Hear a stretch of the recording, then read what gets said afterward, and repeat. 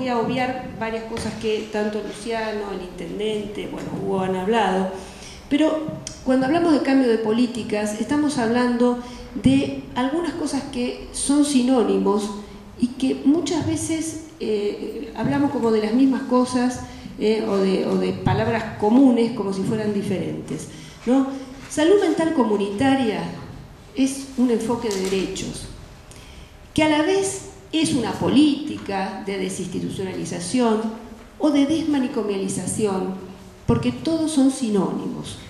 Todos son sinónimos y en realidad son todas políticas que llevan a dar respuesta a un mayor acceso, a dar respuesta a esa carga de enfermedad que Hugo decía, y a disminuir notablemente la vulneración de los derechos.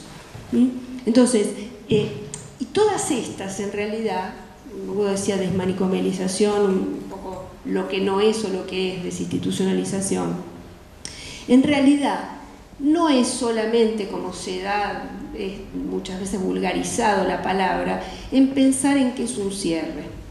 En realidad, la desmanicomialización, la desinstitucionalización, los enfoques de salud mental comunitaria, en realidad justamente son una oferta diferente, es un cambio de cultura y que justamente transforman lo que es la demanda social de encierro por la demanda social de dignidad, de prestaciones dignas.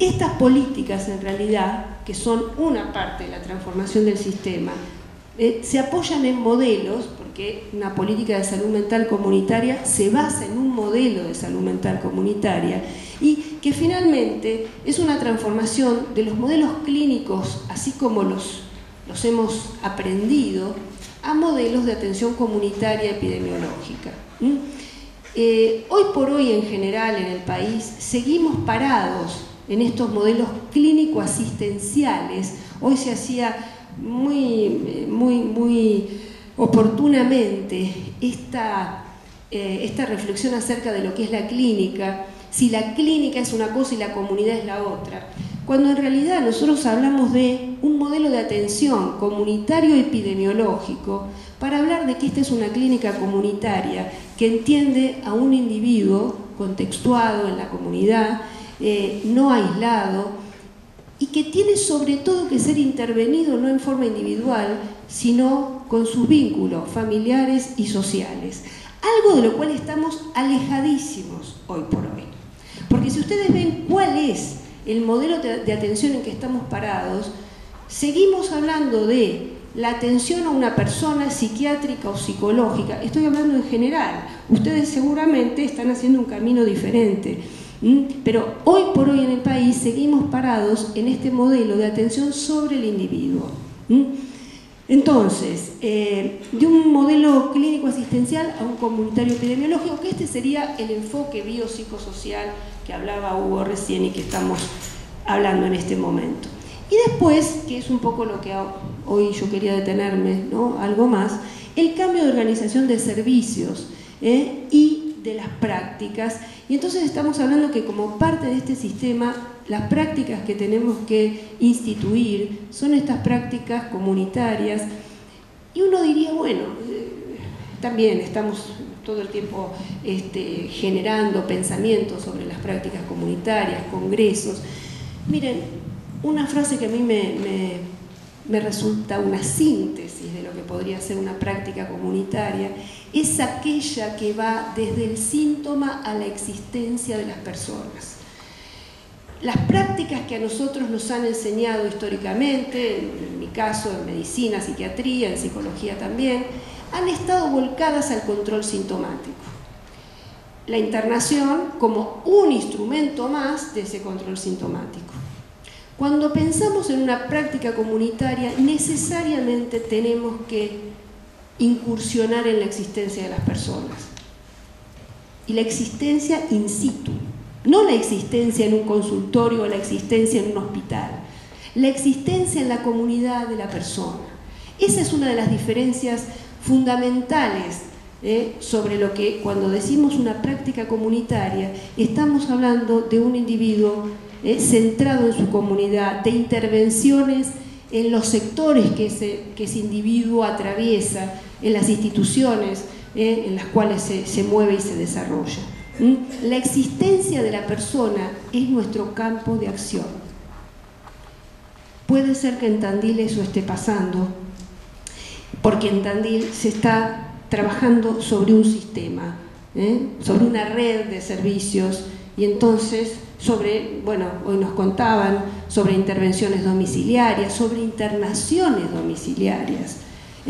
Alguien mencionó, una compañera, sobre todo este desarrollo de la internación domiciliaria, un instrumento ausente en general, como una metodología práctica regia, para intervenir con una persona que sufre. Ustedes saben que la casa de una persona es poder personal. Ustedes saben que un anciano, por más que esté dementizado, de lo único que de alguna manera se agarra es de su casa.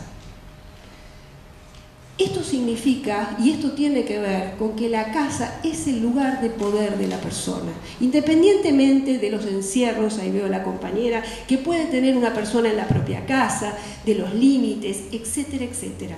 La casa es poder, la casa hogar, la casa de uno.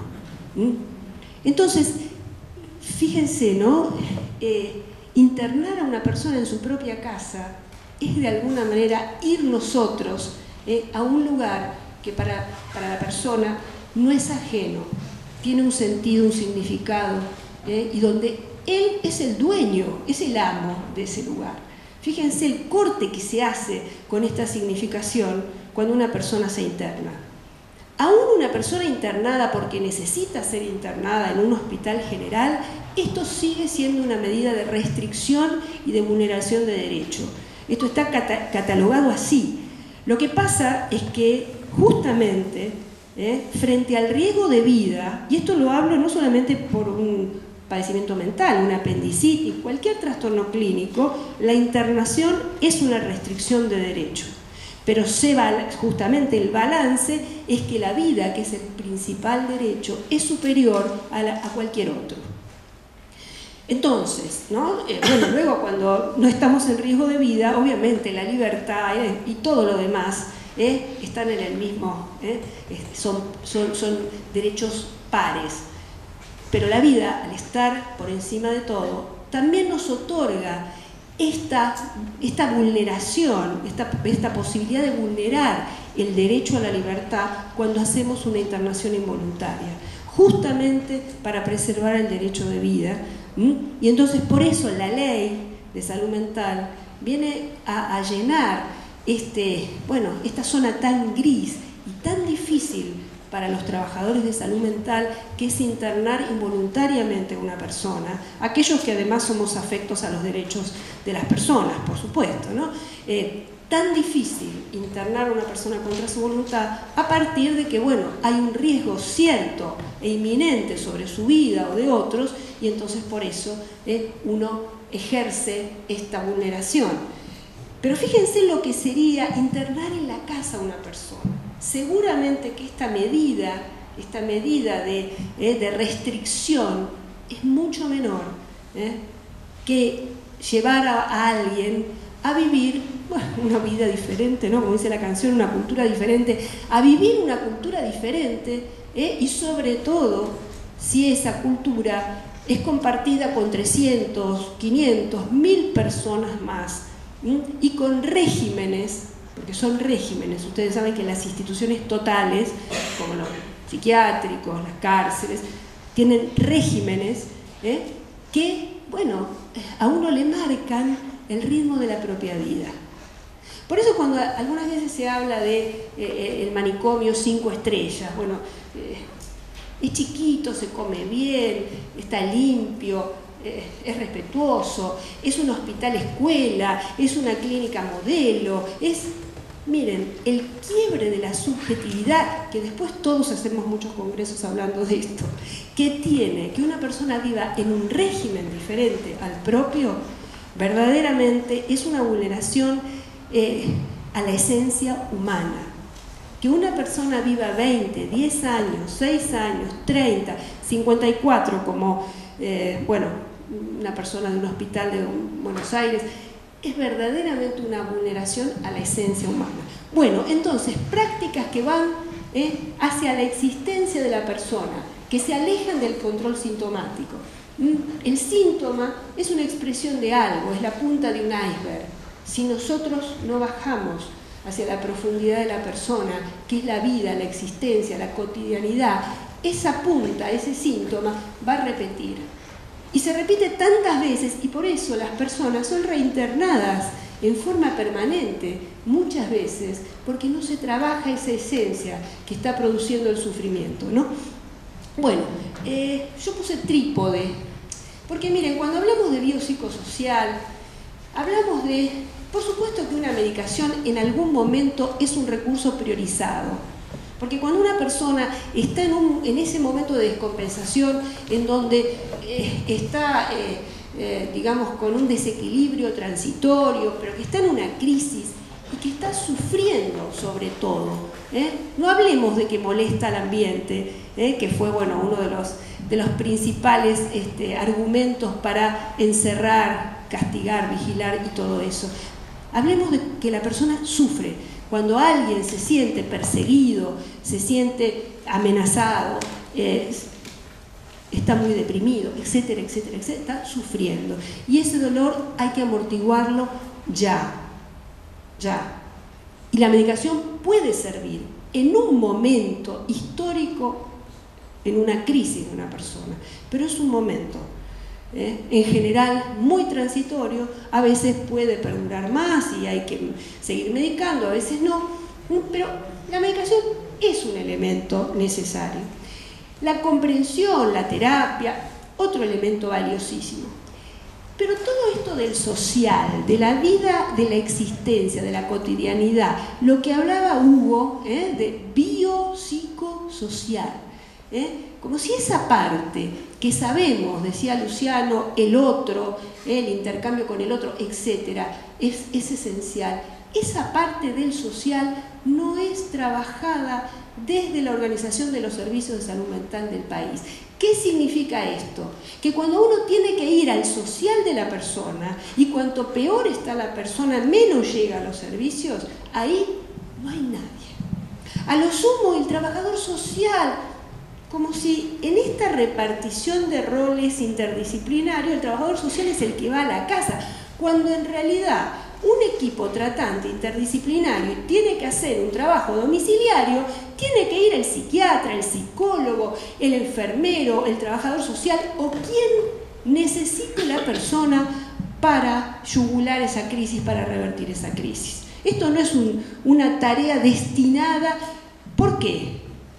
En general los enfermeros y los trabajadores sociales, que en la escala de esa interdisciplina no están en el vértice, están en la base. En el vértice está el psiquiatra, el psicólogo y así, ¿no? Entonces, ir a la casa aparece como algo de segunda, lo comunitario que decía Mariano. Cuando desde este esquema, desde este nuevo paradigma, ir a la casa es el recurso priorizado de una intervención comunitaria. Sin embargo, no, porque claro, el consultorio, el hospital, ¿no? Le dan una seguridad, es como lo decíamos, de la casa da poder, el lugar, el consultorio, el hospital, da poder, el guardapolvo, da poder. Nos cuida a los profesionales, pero no a los pacientes. Entonces, dar vuelta a esto, acuérdense que un nuevo paradigma es una revolución, se dan vuelta las cosas, decía Hugo, para cambiar las cosas no se puede seguir haciendo lo mismo. Hay que ir hacia el otro. Los que juegan al truco deben saber esto de ir al pie, ¿no? El pie tiene que ser el paciente, el que manda, el que necesita, el que requiere que hagamos una organización y que según el recurso que necesite la persona, a ver, si necesita ser medicado tendrá que ir al psiquiatra, a la casa de la persona, junto con el equipo y bueno, etcétera, etcétera. Bueno, cambio cultural, transformación del sistema, cambio cultural. Miren, esto a veces uno lo escucha arriba. ¿Arriba qué sería? Cambio cultural y todo lo demás. No, el cambio cultural es una consecuencia de estos cambios anteriores. Porque el cambio cultural es eso, que cambie la demanda social de encierro, que cambie el registro de que el loco es peligroso, es irrecuperable, es como esto que nos han enseñado la esquizofrenia, ¿no? Va hacia la demencia. Bueno, que cambie esta cascada de representaciones sociales, eso es un cambio cultural. Pero no puede nunca cambiar si seguimos aislando, internando a una persona 30 años. Claro, ¿qué va a pensar la comunidad? Y la internan 30 años porque si la largan mata al que está al lado, ¿o no? Fíjense cómo se construye la representación social de la locura. Se construye con la organización y el sistema de salud mental que supimos construir. Si no tenemos a un usuario trabajando al lado nuestro, quiere decir que el usuario es inhábil, es torpe, no puede, está loco. Si no tenemos a un usuario internado en un hospital general, lo mismo. El mito, como decía antes Hugo, ¿qué va a hacer un usuario en el hospital general? Le va a arrancar el suero. Esto por favor anótenlo porque lo van a escuchar 150 veces y lo deben haber escuchado. ¿Cuál es el mito de un paciente de salud mental en un hospital general que le arranca el suero al paciente que tiene al lado? ¿O no? ¿No han escuchado eso? Entre otras cosas, esto también es un mito, porque la metodología para internar en un hospital general es variada y múltiple. Y depende del efector local. En otras palabras, cada localidad, así como hablaba Caracas, los servicios locales de salud mental tienen que sustituir a los grandes centros especializados. Cada localidad tendrá que construir su internación en su servicio general de salud, a la manera, forma y recursos locales. Y esto quiere decir que habrá un hospital general que tiene una sala especializada en salud mental, así como tiene su sala de ginecología, su sala de pediatría. Habrá otro que interna con cupos, o sea, que interna en una sala común, en una sala de clínica, etc. Habrá otro sistema, otro lugar, que interna según cuidados progresivos, que para los sanitaristas es otra forma, otro planteamiento sanitario de organización de un hospital, según cuál es el estado, la gravedad, la complejidad del paciente. O sea, hay muchas maneras de internar en un general. Con lo cual esto del mito del suero, que le arranca el suero, es un achicamiento, un empobrecimiento y un desconocimiento del alcance que puede tener la internación en un hospital general. Si nosotros transformamos los recursos, que es otro tema que permea todos estos cambios, el presupuesto, obviamente que si tenemos un presupuesto aumentado a expensas del presupuesto de salud, 10% para salud mental del presupuesto general de salud, y además tenemos el dinero de la reconversión de los hospitales psiquiátricos, seguramente que nos va a alcanzar para tener una sala o para tener lo que tengamos que tener en un hospital general para poder internar. Porque además, no lo digo yo, lo dicen los expertos del mundo, toda reforma empieza con los servicios generales de salud. O sea, que si no tenemos centros sanitarios generales para internar o para atender a las personas con padecimiento mental, olvidémonos de seguir hablando del modelo manicomial, del manicomio, porque no lo vamos a poder deconstruir, porque no lo vamos a poder sustituir, porque para sustituir un sistema centralizado tenemos que tener servicios dignos y generales que puedan asumir a las personas. Porque si no estaríamos... ¿Ya estamos en hora? Bueno, a ver. El modelo comunitario, dos cosas. Una, la presunción de capacidad de las personas. Otra, la transformación de las relaciones de poder. Esto que decía Hugo de lo biopsicosocial, lo tenemos que dar vuelta. Y dentro de esa transformación de poder tenemos que incluir a los recursos no convencionales. Acá no es solamente un tema de interdisciplina, también de intersectorialidad. Tenemos que incluir recursos no convencionales, operadores de salud mental, acompañantes terapéuticos, arquitectos, familiares, usuarios, dentro de los servicios de salud. En la presentación, la compañera decía algo que realmente yo siento que ha sido un aporte, y ojalá que todos, y ustedes que están en un sistema en ciernes, pudiera, en ciernes en el sentido de que están transitando, me contaba Luciano, todos estos recursos necesarios, que también los recursos no convencionales puedan entrar en los servicios, en las diferentes componentes de la red, ¿no? Bueno, todo esto lo voy a pasar. Cambio de organización de servicios y de prácticas. La primera cuestión, servicios generales y servicios comunitarios. Eso recomienda la OMS y lo hemos transitado.